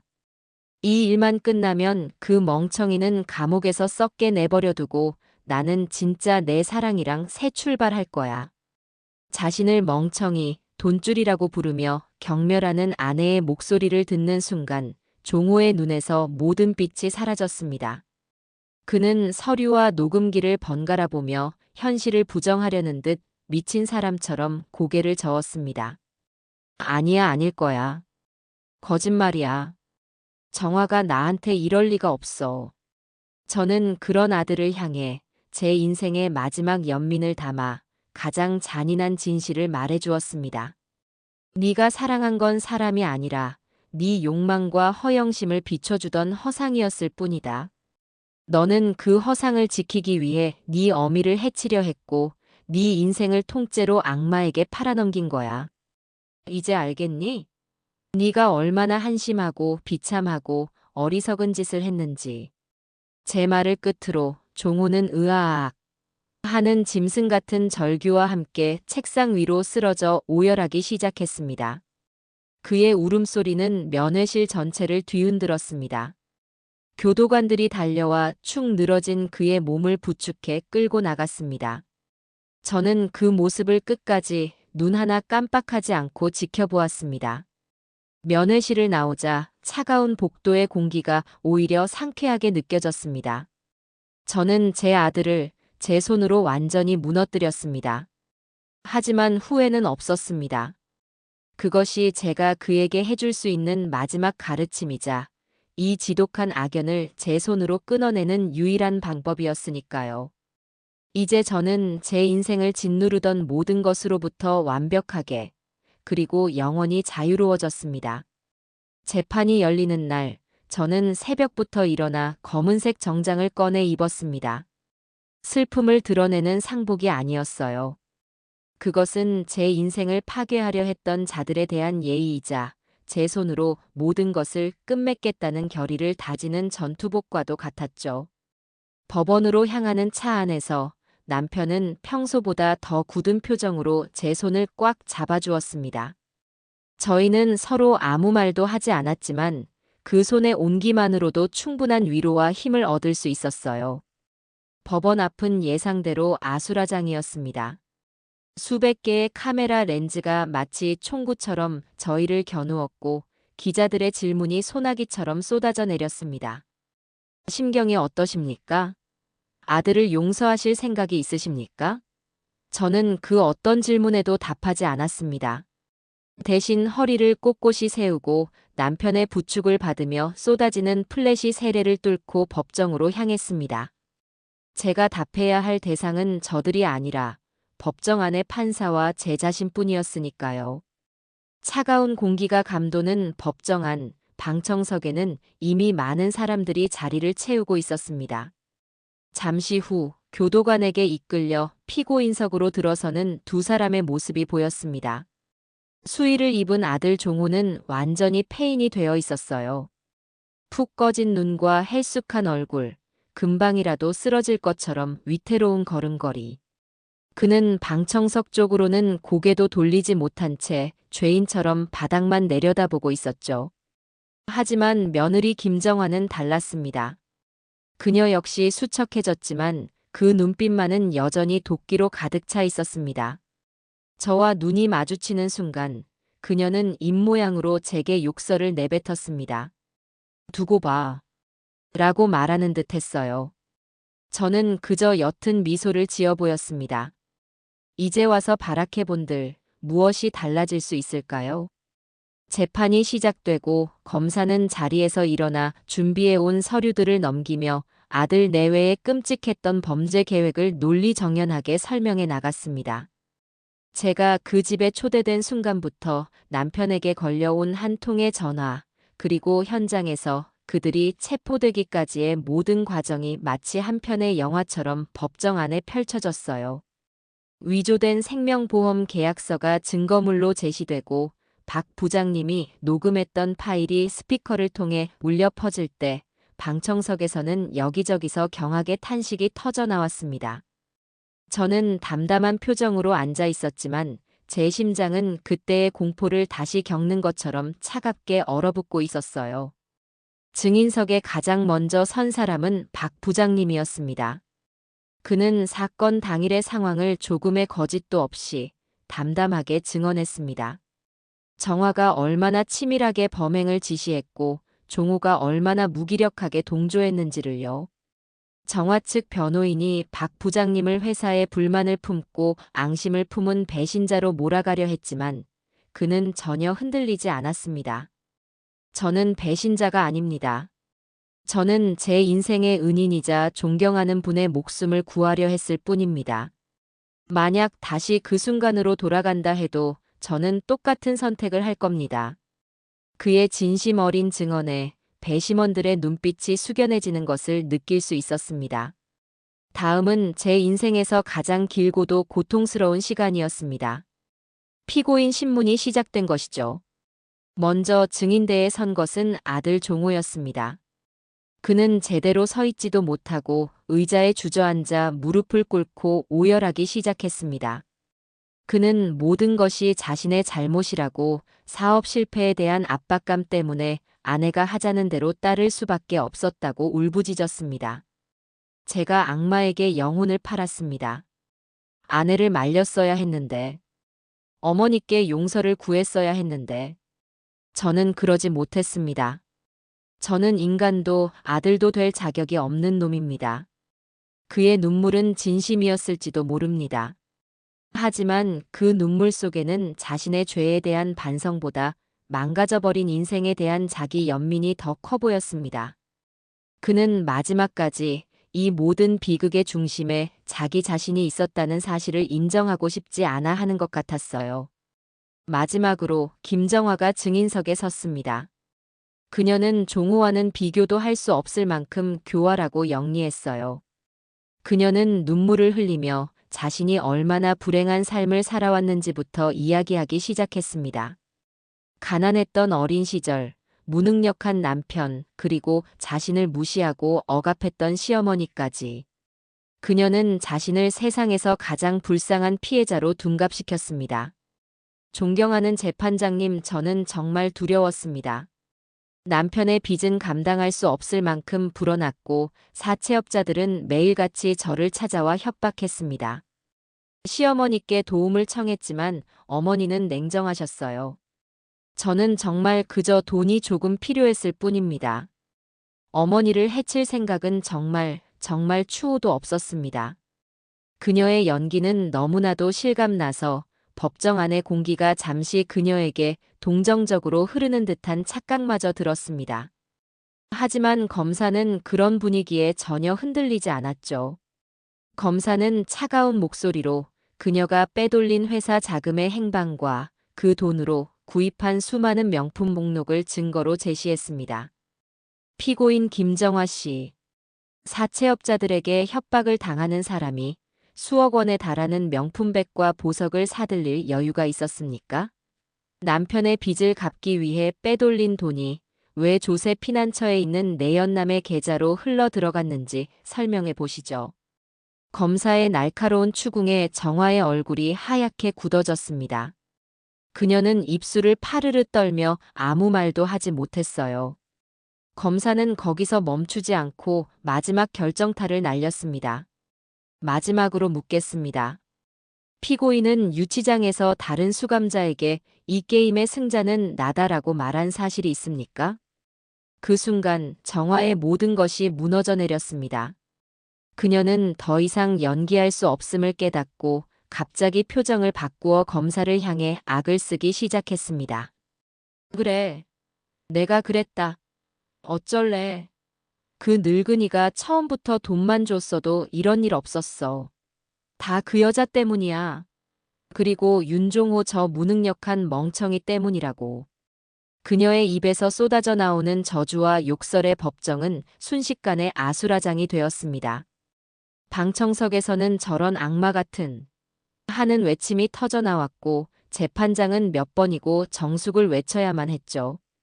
교도관들에게 끌려나가면서까지 그녀는 제게 눈을 고정한 채 내가 반드시 복수할 거야 라고 소리쳤습니다. 그 모습을 보며 저는 비로소 확신했습니다. 저 여자는 절대 변하지 않을 것이라고. 길고 길었던 재판이 끝나고 마침내 선고 공판일이 되었습니다. 저는 이전보다 훨씬 더 담담하고 평온한 마음으로 그 자리에 앉았습니다. 재판장이 들어서고 장엄한 분위기 속에서 판결이 선고되었습니다. 재판장은 먼저 이번 사건이 인간의 도리를 저버린 용납할 수 없는 중범죄임을 명확히 했습니다. 돈을 위해 부모의 생명을 위협하려 한 행위는 그 어떤 이유로도 정당화될 수 없다고요. 아들 윤종호는 모든 범행을 자백하고 반성하는 점이 참작되어 징역 15년을 선고받았습니다. 그가 주저앉아 흐느끼는 모습을 보았지만 제 마음은 조금도 흔들리지 않았어요. 그가 치러야 할 당연한 죗값이었습니다. 그리고 마침내 재판장은 김정화를 향해 선고를 내렸습니다. 피고인 김정화는 이번 범죄 전체를 계획하고 주도하였으며 수많은 증거 앞에서도 반성의 기미 없이 거짓으로 일관하였습니다. 인간으로서 최소한의 양심마저 저버린 피고인을 우리 사회로부터 영원히 격리할 필요가 있다고 판단됩니다. 이에 피고인 김정화에게 사형 다음으로 무거운 형벌인 무기징역을 선고한다. 무기징역. 그 네 글자가 법정 안에 울려 퍼지는 순간 세상의 모든 소리가 멎는 듯 했습니다. 정화는 잠시 그 말을 이해하지 못했다는 듯 멍한 표정으로 서 있더니 이내 온몸을 부르르 떨며 발악하기 시작했습니다. 교도관들에게 끌려나가며 제게 퍼붓는 저주의 말을 끝으로 그녀는 제 인생에서 완전히 사라졌습니다. 법정을 나오자 눈부시게 쏟아지는 햇살에 저도 모르게 눈을 찡그렸습니다. 마치 길고 긴 어둠의 터널을 지나 드디어 빛의 세상으로 나온 기분이었습니다. 모든 것이 끝났습니다. 이제 남은 것은 이 잿더미 위에서 저의 새로운 삶을, 저의 새로운 성을 쌓아 올리는 일이었습니다. 재판이 끝나자 제 주변의 세상은 다시 바쁘게 돌아가기 시작했어요. 하지만 제 시간은 마치 그 끔찍했던 사건의 마지막 장에 멈춰버린 듯 좀처럼 앞으로 나아가지 못했죠.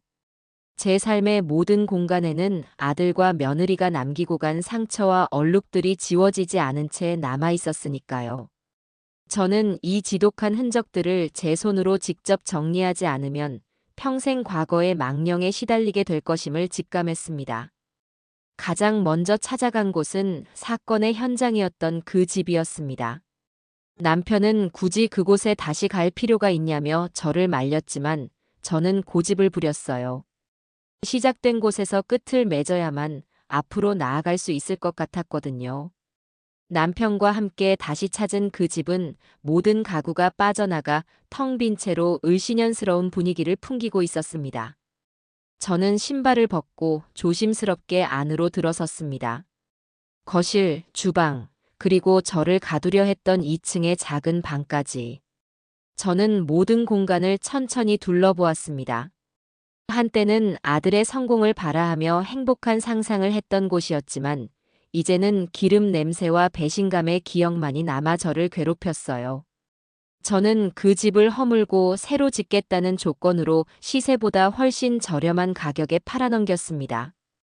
며칠 뒤 거대한 포크레인이 그 집을 무너뜨리는 모습을 저는 멀리서 끝까지 지켜보았습니다. 와르르 무너져 내리는 건물은 마치 제 안에서 부서져 내리는 과거의 잔재들 같았어요. 먼지 구름이 걷히고 텅 빈 대지만이 남자 제 마음도 이상하리만치 평온해졌습니다. 다음은 회사였습니다. 제가 다시 돌아온 회사는 이미 생명력을 잃고 죽어가고 있었어요. 빚더미에 올라앉은 회사를 살리기 위해 밤낮으로 뛰어다녔지만 한번 기울기 시작한 배를 다시 일으켜 세우는 것은 불가능에 가까웠습니다. 저는 결국 제 인생 그 자체였던 회사를 제 손으로 정리하기로 결정했습니다. 저는 마지막으로 직원들을 모두 소집했습니다. 그리고 그들 앞에서 깊이 고개를 숙였어요. 여러분께 정말 면목이 없습니다. 저의 불찰로 인해 여러분의 삶의 터전이었던 회사가 문을 닫게 되었습니다. 하지만 이것 하나만은 약속드리겠습니다. 여러분의 퇴직금과 미래를 제가 할 수 있는 최선을 다해 책임지겠습니다. 저는 회사를 청산하며 얻은 자금과 제 사비를 모두 털어 직원들에게 법정 퇴직금보다 훨씬 더 많은 위로금을 지급했습니다. 그리고 그들이 새로운 직장을 구할 수 있도록 제가 가진 모든 인맥을 동원해 발벗고 나섰죠. 저를 믿고 따라주었던 사람들에 대한 마지막 의리를 지키고 싶었습니다. 모든 것을 정리하고 나니 제게는 꽤 많은 돈과 감당하기 힘든 공허함만이 남았습니다. 남편은 이제 정말 다 잊고 세상 구경이나 하며 편안하게 살자고 저를 위로했지만 저는 그럴 수가 없었어요. 이대로 멈춰버리면 제 인생은 그저 자식에게 배신당한 비운의 어머니로 끝나버릴 것만 같았거든요. 저는 그렇게 기억되고 싶지 않았습니다. 저는 며칠 동안 집 밖으로 나가지 않고 오직 제 자신과 마주하는 시간을 가졌습니다. 나는 누구인가? 나는 무엇을 위해 살아왔는가? 나는 앞으로 어떻게 살아야 하는가? 끝없는 질문들이 제 머릿속을 맴돌았어요. 그러다 문득 아주 오래전 제가 처음 맨손으로 공장을 세웠을 때의 기억이 떠올랐습니다. 가진 것 하나 없었지만 열정과 꿈만으로 밤을 새워가며 기계를 돌렸던 시절. 그때의 저는 세상 그 누구보다 행복하고 당당했습니다. 그래요. 저는 무언가를 만들어내고 성장시키는 과정에서 살아있음을 느끼는 사람이었습니다.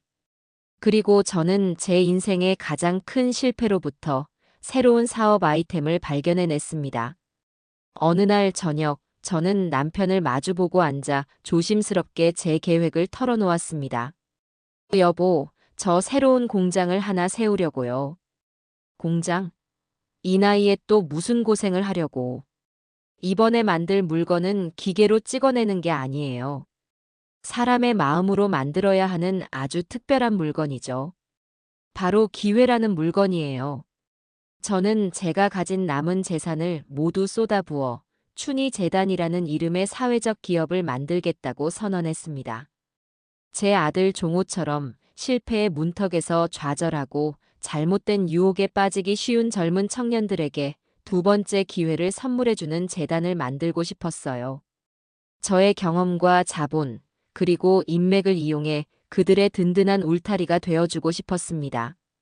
제 이야기를 잠자코 듣고 있던 남편은 이내 특유의 무뚝뚝한 표정으로 웃으며 말했습니다. 당신은 내가 아는 사람 중에 제일 가는 일 중독자야. 하지만 그게 바로 내가 당신을 사랑하는 이유지.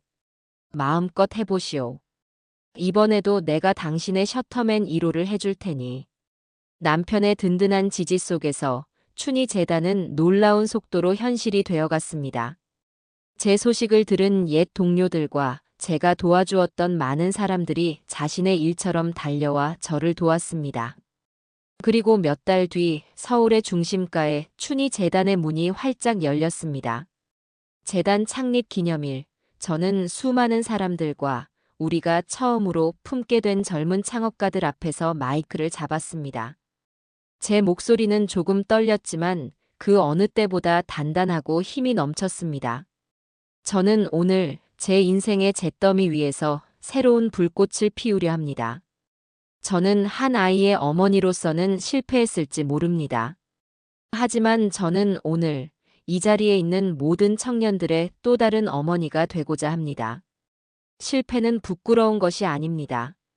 넘어져도 좋습니다. 제가 여러분의 손을 잡고 함께 일어나겠습니다. 여러분의 뜨거운 열정이 세상을 바꾸는 그날까지 저 김춘희가 여러분의 가장 든든한 바람막이가 되어드리겠습니다. 제 연설이 끝나자 뜨거운 박수갈채가 쏟아졌습니다. 저는 그 박수 소리를 들으며 제 인생의 가장 찬란한 이막이 시작되었음을 느꼈습니다.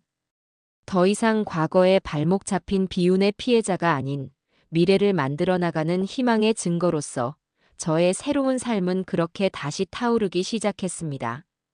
세월은 강물처럼 흘러 그 끔찍했던 사건으로부터 2년이라는 시간이 지났습니다. 제 삶은 이제 완벽한 안정을 되찾았고 하루하루가 새로운 희망과 보람으로 가득 차 있었어요. 춘희 재단은 세간의 예상을 뛰어넘는 성공을 거두었습니다. 저희가 지원한 청년들의 아이디어는 세상에 신선한 바람을 불어넣었고 재단은 어느새 청년 창업의 요람으로 불리며 사회적으로 큰 주목을 받게 되었죠. 어느 화창한 봄날, 저는 재단이 지원한 한 스타트업의 성공 기념 파티에 참석했습니다. 불과 2년 전 폐업 직전의 작은 사무실에서 저를 만나 울먹이던 청년은 이제는 수백 명의 직원을 거느린 유망한 IT 기업의 대표가 되어 있었어요. 그는 수많은 카메라 앞에서 저를 무대 위로 모시고는 제 손을 잡고 떨리는 목소리로 말했습니다. 오늘의 저희를 있게 해주신 분입니다. 저희에게 단순한 투자를 넘어 삶의 지혜와 다시 일어설 용기를 가르쳐 주신 저희의 영원한 멘토, 김춘희 이사장님께 모든 영광을 돌립니다. 쏟아지는 박수와 플래시 세례 속에서 저는 그 청년의 손을 따뜻하게 마주 잡았습니다. 저를 바라보는 그의 눈에는 아들 종호에게서는 단 한 번도 보지 못했던 깊은 존경과 감사의 마음이 담겨 있었어요. 그 순간 저는 깨달았습니다. 제가 잃어버린 것은 아들 하나였지만 그 대신 수백 명의 멋진 아들딸들을 얻었다는 것을요. 파티가 끝나고 집으로 돌아오는 차 안에서 저는 문득 깊은 평온함을 느꼈습니다. 더 이상 악몽을 꾸지도 않았고 문득문득 찾아오던 분노와 허탈감도 이제는 희미한 기억의 일부가 되어 있었죠. 며칠 뒤 제 비서가 두꺼운 서류 뭉치와 함께 작은 편지 한 통을 제게 건넸습니다. 발신지 주소는 제 기억 속에서 잊혀가던 아들이 있는 교도소였습니다. 2년 만에 처음으로 온 편지. 저는 잠시 동안 편지를 손에 든 채 망설였습니다. 겨우 찾아온 평온이 이 편지 한 통으로 다시 깨어질까봐 두려웠기 때문입니다. 하지만 저는 이내 마음을 다잡았습니다. 더 이상 과거로부터 도망치지 않기로 결심했으니까요. 조용한 서재에 앉아 저는 조심스럽게 편지를 열었습니다. 서툴고 투박한 글씨체로 아들의 이야기가 담겨 있었습니다. 어머니께 이 편지를 쓰기까지 수백 번을 망설였습니다. 저 같은 놈이 감히 어머니께 편지를 쓸 자격이 있는지 지금도 잘 모르겠습니다. 저는 이곳에서 지난 2년간 제가 저지른 죄의 무게를 온몸으로 느끼며 살고 있습니다. 매일 밤 어머니의 맨발이 제 꿈에 나타나 저를 괴롭힙니다. 저는 이곳에서 목공 기술을 배우고 있습니다. 거친 나무를 다듬고 깎으며 아무것도 아닌 나무 토막이 쓸모 있는 가구로 변하는 것을 볼 때마다 제 인생을 되돌아보게 됩니다. 저는 어머니가 주신 모든 좋은 것들을 제 손으로 부숴버린 쓸모없는 인간이었습니다. 얼마 전 이곳에서 신문을 통해 어머니의 소식을 보았습니다. 춘희 재단이라는 이름으로 저처럼 길을 잃은 젊은이들에게 희망이 되어주고 계시더군요. 그 기사를 읽고 저는 한참을 울었습니다. 제가 파괴하려 했던 어머니는 그 잿더미 위에서 더 위대한 것들을 만들어내고 계셨습니다. 너무나도 부끄러웠고 또 너무나도 존경스러웠습니다. 어머니, 부디 저를 용서해달라는 염치 없는 말은 하지 않겠습니다. 다만 제 남은 생을 속죄하며 살다가 아주 먼 훗날 제가 조금이라도 사람다운 모습이 되었을 때 그때 멀리서나마 어머니를 다시 뵐 수 있는 날이 오기를 감히 꿈꿔봅니다. 부디 건강하십시오. 1000번, 10,000번 머리 숙여 사죄하며 불효자 윤종우 올림. 편지를 다 읽고 저는 조용히 눈을 감았습니다. 눈물이 흐르지는 않았어요. 대신 제 마음을 짓누르고 있던 마지막 바위 하나가 조용히 굴러떨어지는 듯한 해방감이 느껴졌습니다. 용서. 그것은 아마도 시간이 해결해줄 문제일 겁니다. 하지만 한 가지는 확실했어요. 저는 이제 아들에 대한 미움과 원망으로부터 완전히 자유로워졌습니다. 그는 이제 제 삶의 가해자가 아닌 그저 자신의 죗값을 치르고 있는 길 잃은 한 명의 어른일 뿐이었습니다. 저는 편지를 곱게 접어 책상 깊숙한 곳에 넣어두었습니다. 언젠가 다시 꺼내볼 날이 올지도 모르지만 당분간은 아닐 겁니다. 그 주 주말, 남편과 저는 저희 둘만의 조촐한 파티를 열었습니다. 재단의 성공과 저의 새로운 인생, 그리고 우리의 굳건한 사랑을 축하하기 위해서였죠. 남편은 서툴지만 정성껏 준비한 스테이크를 제 앞에 놓아주며 와인잔을 높이 들었습니다. 당신이라는 사람의 위대함에, 그리고 그런 당신의 남편이라는 나의 행운에 건배합시다. 저희는 잔을 부딪히며 환하게 웃었습니다. 문득 저는 남편에게 물었습니다. 여보, 이제 와서 하는 말이지만 만약 그때 당신 전화가 조금이라도 늦었으면 어떻게 됐을까요? 남편은 제 손을 잡으며 그 어느 때보다 진지한 눈빛으로 말했습니다. 그런 가정은 할 필요 없소. 내가 내 목숨을 걸어서라도 당신을 지켜냈을 테니까. 당신이 맨발로 그 지옥에서 뛰쳐나오던 순간 나는 내 남은 인생의 목표가 오직 당신을 행복하게 해주는 것 하나뿐이라는 걸 깨달았소. 그 말에 제 가슴 속에서 따뜻한 무언가가 차올랐습니다. 저는 비로소 깨달았습니다. 진정한 승리란 악인들이 벌을 받는 것을 지켜보는 것이 아니라는 것을요. 진정한 승리는 이 모든 풍파를 겪고 난 후에도 내 곁을 지켜주는 소중한 사람과 함께 웃으며 나의 내일을 이야기할 수 있는 바로 지금 이 순간이라는 것을. 저는 세상에서 가장 행복한 미소를 지으며 남편의 잔에 와인을 가득 채워주었습니다. 창밖의 세상은 그 어느 때보다 평화롭고 아름답게 빛나고 있습니다.